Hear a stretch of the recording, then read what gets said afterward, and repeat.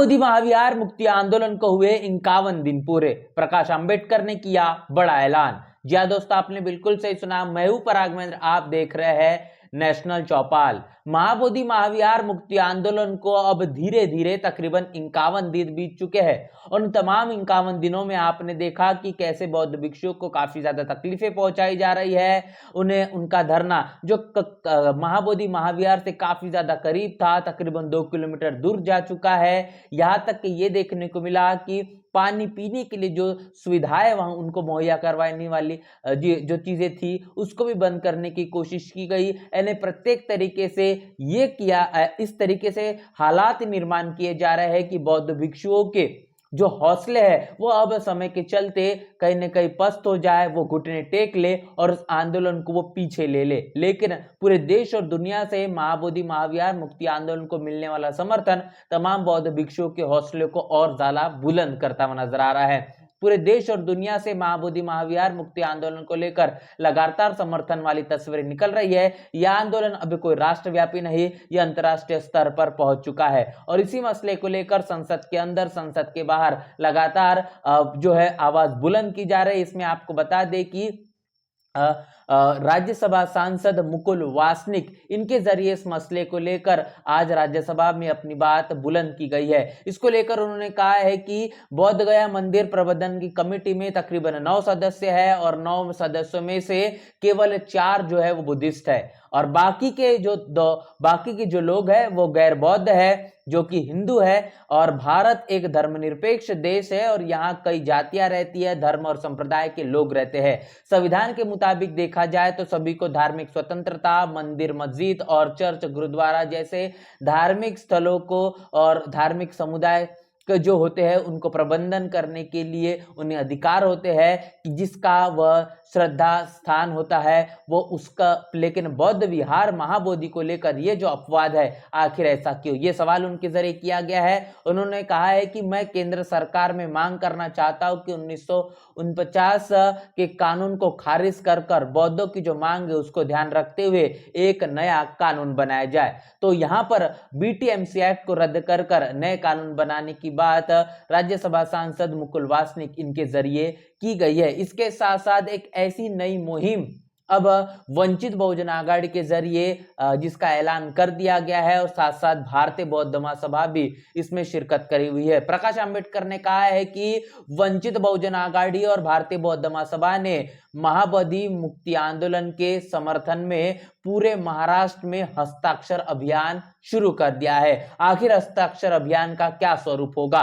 तो महाबोधि महाविहार मुक्ति आंदोलन के समर्थन में यह उनका दूसरा अभियान है। इसके पहले भी वंचित बहुजन आघाड़ी एक ऐसा ही अभियान शुरू कर चुकी है। साथ ही उनका यह कहना है कि मैं सभी वंचित बहुजन आघाड़ी और साथ ही पदाधिकारी और भारतीय बौद्ध महासभा के सदस्यों से अपील करता हूं कि वे सम्राट अशोक, ज्योतिबा फूले और बाबा साहब अम्बेडकर की जयंती को बहुत ही उत्साहपूर्व मनाएं। आखिर ये जो स्वच्छता जो अभियान है ये किस तरीके से होगा, हस्ताक्षर अभियान का स्वरूप क्या होगा, इसकी शुरुआत किस तरीके से होगी? तो ये पूरे राज्यव्यापी स्वाक्षरी मुहिम होगी जो तकरीबन 3 अप्रैल से शुरू होकर बाबा साहब की जो जयंती 14 अप्रैल तक जारी रहेगी। और इस स्वाक्षरी अभियान से इस बात को लेकर अनुमान लगाया जाएगा कि पूरे महाराष्ट्र में किस तरीके से महाबोधि महाविहार मुक्ति आंदोलन को समर्थन देने के लिए लोगों इस तरीके से स्वाक्षरी कर रहे हैं, जो अपना समर्थन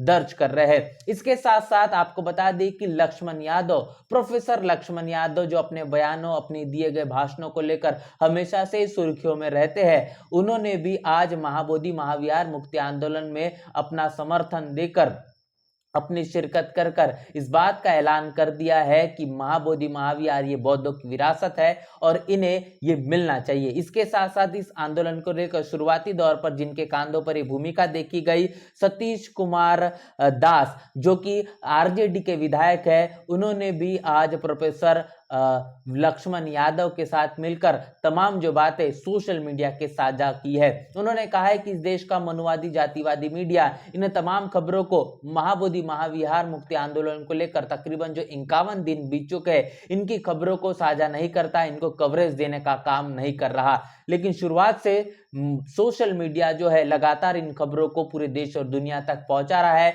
जिसका यह असर है कि महाबोधि महाविहार मुक्ति आंदोलन को पूरे देश से नहीं तो पूरे दुनिया से बड़े पैमाने पर समर्थन मिल रहा है। और इसीलिए हमारे लिए सोशल मीडिया ही हमारा मीडिया है। ये बात सतीश कुमार दास इनके जरिए कही गई। इसके साथ साथ बता दें कि आने वाले 5 अप्रैल और 6 अप्रैल को महाराष्ट्र में एक 2 बड़े कार्यक्रम होने जा रहे हैं, जो कि महाबोधि महाविहार मुक्ति आंदोलन के समर्थन में होंगे।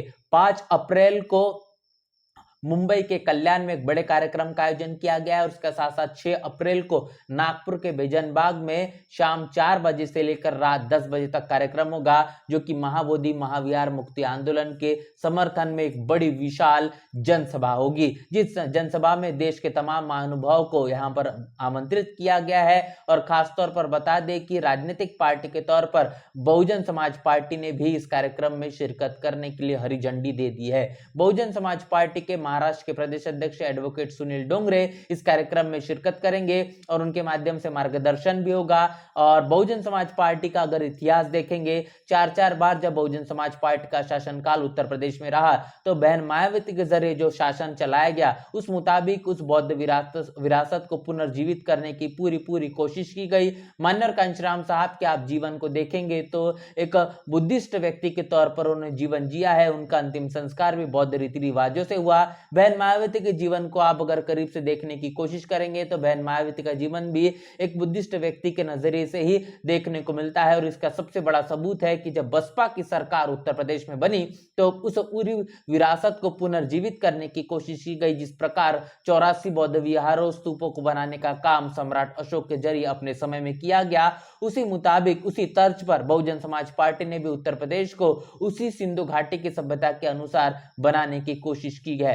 तो ये बताता है कि बहुजन समाज पार्टी अंबेडकरवादी पार्टी है, जिसकी मूलतः इस देश को प्रबुद्ध भारत को बनाने की एक संकल्पना भी कहीं न कहीं है। और इसी मुताबिक अब ऐसा तमाम विचारधारा को मजबूती प्रदान करने के लिए महाबोधि महाविहार मुक्ति आंदोलन को बौद्धों की विरासत बौद्धों को सौंपने को लेकर बहुजन समाज पार्टी भी इस कार्यक्रम में शिरकत करेगी। और ये तमाम वो अपडेट जो महाबोधि महाविहार मुक्ति आंदोलन को लेकर इस देश का मनुवादी जातिवादी मीडिया आपके साथ साझा नहीं करता, उन तमाम खबरों को आप लगातार हम आपसे रूबरू कर रहे हैं पूरे मसले को लेकर। और आने वाले 5 और 6 अप्रैल को जो मुंबई और नागपुर में जो कार्यक्रम का आयोजन किया गया है, इसको लेकर आपकी क्या राय है, प्रतिक्रिया क्या है, लिखकर कमेंट बॉक्स में जरूर बताएं।